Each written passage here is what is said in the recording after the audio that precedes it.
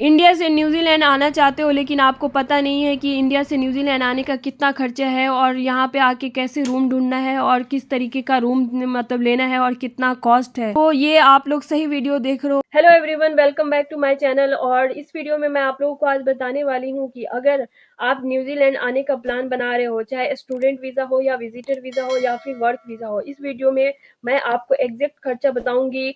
Air ticket से लेके visa free, rent, setup cost, accommodation कैसे मिलेगी, सब कुछ ये वीडियो आपके लिए एक कंप्लीट ऑनेस्ट गाइड है, बिना किसी कंफ्यूजन के।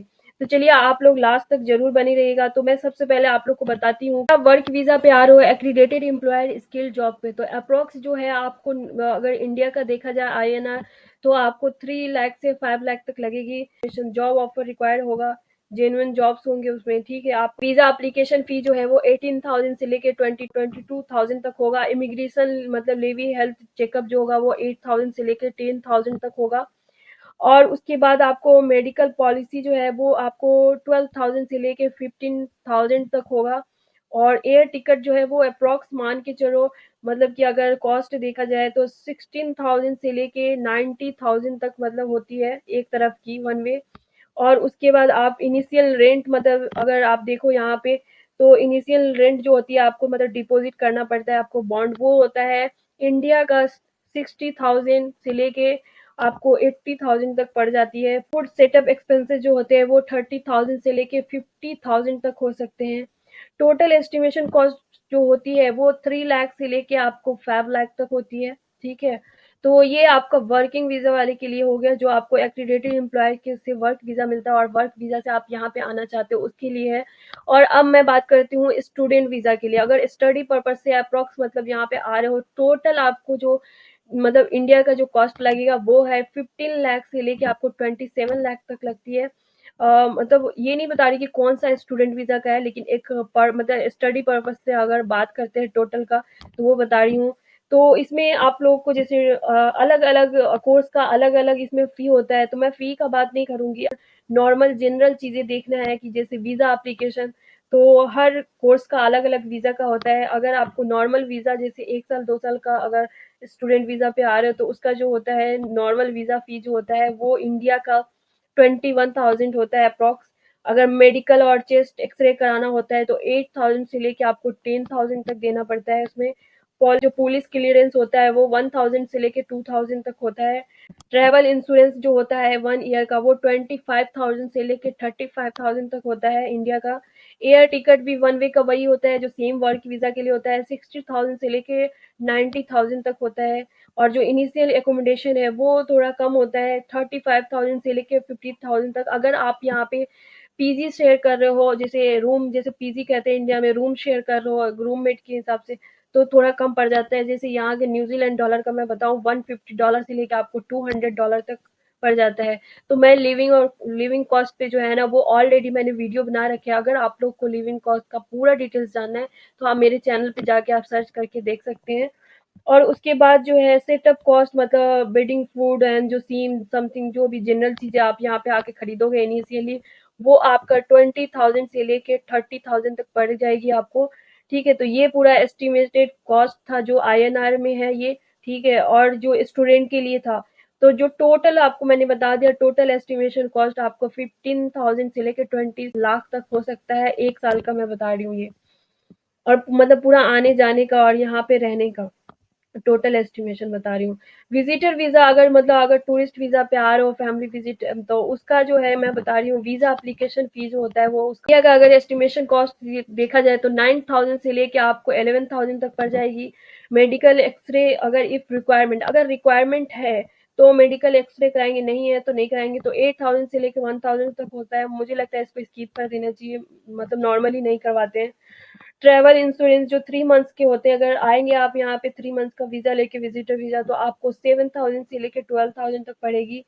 और जो एयर टिकट है जो राउंड ट्रिप, अगर आप मतलब दोनों तरफ का लेना पड़ेगा आपको, तो वो हो जाएगा 1 लाख से लेके 1,30,000 तक हो जाएगा। बैंक स्टेटमेंट फंड आपका शो होना चाहिए जो 5 से लेके 6 लाख तक शो होना चाहिए, ठीक है। लोकल स्टे जो है आप 15 से 20 दिन रहेंगे तो आप 40,000 से लेके 60,000 तक मतलब आपके पास मतलब लग जाएगा, तो आपको लेकर रखना पड़ेगा।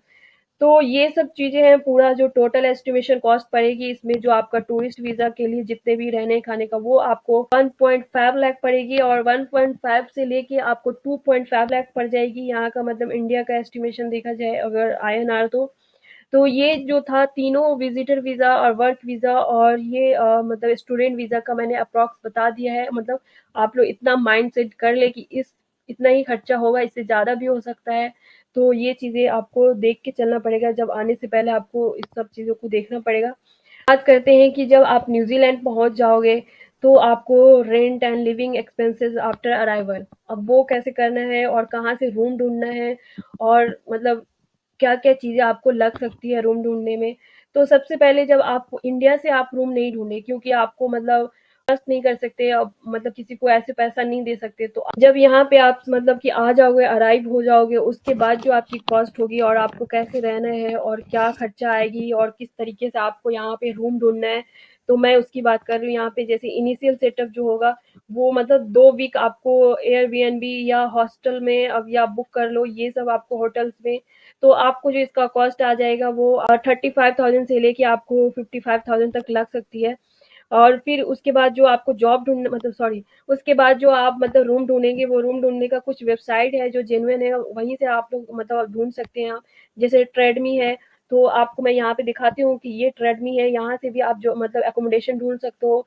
यहाँ पे आप रिफाइंड कर सकते हो कि मतलब किस कैटेगरी का और किस लोकेशन में चाहिए, यहाँ पे आप फ़िल्टर कर सकते हो। एक तरीके से जो जॉब अप्लाई करते हैं ना, सेम वैसे ही होता है, आपको अकोमोडेशन के लिए भी ऐसे ही ढूँढना पड़ता है। तो ये एक ये है ट्रेडमी करके, ये इसका लिंक मैं डिस्क्रिप्शन में आपको दे दूँगी, ठीक है? और यहाँ पे अकोमोडेशन सर्च करेंगे तो बहुत सारे आ जाएँगे, यहाँ मतलब किस लोकेशन में आप आ रहे हो, वो लोकेशन को यहाँ पे फ़िल्टर करना है। जैसे वेलिंगटन हो गया, साउथ आइलैंड हो गया, अब की वो आपको यहाँ पे मतलब आपको फ़िल करना पड़ेगा। और उसके बाद आपको यहाँ पे जाना पड़ेगा, जैसे न्यू और यूज़ में, अगर न्यू लेना है या यूज़ में, अगर दोनों चाहिए तो आप ऑल करेंगे, या न्यू ऑनली चाहिए तो न्यू, या यूज़्ड है तो ओनली यूज़, ठीक है? और उसके बाद आपको यहाँ पे देखना है कि फ्री शिपिंग का है, पिकअप पे अवेलेबल, अगर आप चाहते हो कि सामान पिकअप करें तो वो सब भी चीज़ का यहाँ पे है। आप अगर पीजी ढूँढना है तो आप लोग वहाँ पे पीजी लिखेंगे, रूम शेयर लिखेंगे तो वो मतलब आ जाएगा आपको। रियल एस्टेट को न्यूज़ीलैंड, तो यहाँ पे जैसे बाय करना है तो बाय पे क्लिक करना है, अगर रेंट करना है तो रेंट पे क्लिक करना, और लोकेशन सर्च करना है यहाँ पे, और जो फ़िल्टर करना है तो आप फ़िल्टर करके सर्च कर सकते हैं। तो एक तरीके से मानो कि जैसे आप मतलब न्यूज़ीलैंड में आके जॉब, मतलब न्यूज़ीलैंड से जॉब ढूँढते हो, जैसे आप ये करते हो, उसी तरीके से यहाँ आके आपको 2 वीक आपको रेंट पे रह के उसके बाद आपको रूम ढूँढना होगा प्रॉपर। जैसे आप कहीं पे भी रह लो, जैसे पीजी हुआ, जैसे फ्लैटमेट्स हुआ, इस टाइप का। तो आपको जो मेन जो आप लोग को मैं बता रही हूँ कि 2-3 वेबसाइट ऐसा है, जैसे मैं आपको हो गया ये ट्रेडमी हो गया, रियल एस्टेट को न्यूज़ीलैंड हो गया, फ्लैटमेट्स हो गया, और एक और है जो वो मार्केट प्लेस है जो फेसबुक पे है, तो वहाँ से भी आप लोग यहाँ से जाके आप लोग सर्च कर सकते हैं। और वहाँ पे बहुत सारे मतलब फेसबुक पे ग्रुप होते हैं, जो बताती हूँ कि यहाँ पे एक ग्रुप्स का नाम है फेसबुक ग्रुप पे, इंडियन इन न्यूज़ीलैंड स्टूडेंट करके है, मतलब स्टूडेंट इन ऑकलैंड। ये इस सब टाइप का जो है ना, ये एक ग्रुप है जहाँ पे आप जाके मतलब बात कर सकते हो वहाँ पे ग्रुप में, और रूम के लिए तो वहाँ पे शेयर रूम मिल जाता है, मोस्टली इंडिया पाकिस्तान के लोग ही होते हैं उस पे, तो आप वहाँ जाके देख सकते हैं। उसके बाद मैं आपको एक प्रो टिप्स बताती हूँ कि पहले आप पर्सनली विजिट करिए जाके, अगर कोई भी रूम ले रहे हो, रेंट एग्रीमेंट का ध्यान रखना, अच्छे से पढ़ना उसको, और कभी भी कैश पे एडवांस ना देना बिना रिसिप्ट के। तो ये सब चीज़ पे आप लोग को ध्यान देना पड़ेगा, जिससे प्रॉब्लम ना हो। आई होप कि आप लोग को पूरा समझ आ गया होगा कि कितना खर्चा है, क्या है। तो ये था एक ऑनेस्ट ब्रेकडाउन इंडिया से न्यूज़ीलैंड आने का रियल खर्चा। अगर अगर ये वीडियो आप लोग को अच्छी लगी है तो लाइक करिए, सब्सक्राइब करिए और कमेंट करिए, और इसी तरीके के इन्फॉर्मेटिव वीडियो के लिए आप मुझे कमेंट करिए और लाइक करिए। और अगर आप मतलब यहाँ आने का वीज़ा प्लान कर रहे हो तो आप लोग वो भी कमेंट करिए, मैं आप लोगों के लिए स्टूडेंट वीज़ा पे लेकर आऊँगी, वर्किंग वीज़ा पे लेकर आऊँगी, और विजिटर वीज़ा पे भी लेकर आऊँगी। तो आप लोग मुझे कमेंट पे बताइए। तो चलिए मिलते हैं आप लोग को नेक्स्ट वीडियो में, अभी के लिए बाय बाय, टेक केयर।